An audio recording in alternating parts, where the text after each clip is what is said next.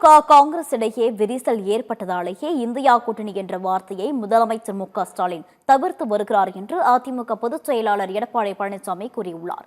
திருச்சியில் செய்தியாளர்களிடம் பேசிய அவர், சில கட்சிகளுடன் பேச்சுவார்த்தை நடத்தி வருவதாகவும் அவர்கள் அதிமுக கூட்டணிக்கு வர வாய்ப்புள்ளதாகவும் தெரிவித்தார்.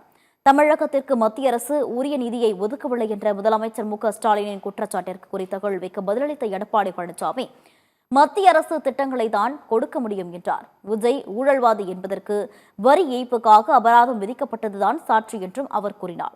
விஜய் வெளியே வருவதில்லை என்று எடப்பாடி பழனிசாமி மீண்டும் சாடியுள்ளார். மூச்சுக்கு முன்னுவதற்கு இந்தியா கூட்டணி வாய் திறக்க மாட்டேங்கிறாரு முதலமைச்சர். அதை கேள்வி கேட்க மாட்டேங்கிறீங்களா?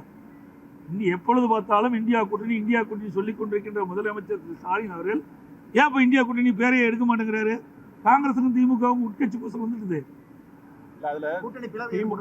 நிச்சயமாக அதாவது இப்போ ஊடகத்திலையும் பத்திரிகையிலும் வர செய்தி தானே, பிளவு தான் நீங்கள் போடுறீங்க. கருத்து வேறுபாடு வந்துட்டு இருக்குல்ல. காங்கிரஸ் கட்சிக்கார ஒரு கருத்து சொல்றாங்க தலைவர்கள், அதற்கு எதிர்கருத்து திமுக சொல்றாங்க. ஆக கூட்டணியில் விரிசல் ஏற்பட்டது உண்மைதானே? இன்ன வரைக்கும் வெளிப்படையா பேச முடியலையே. காங்கிரஸ் கட்சியில வந்து அவையை சொல்லி நாங்கள் பொருந்து இருக்குமா பொருந்தணும் மக்கள் முடிவு பண்ணணுங்க. ஸ்டாலின் முடிவு பண்றது இல்லை.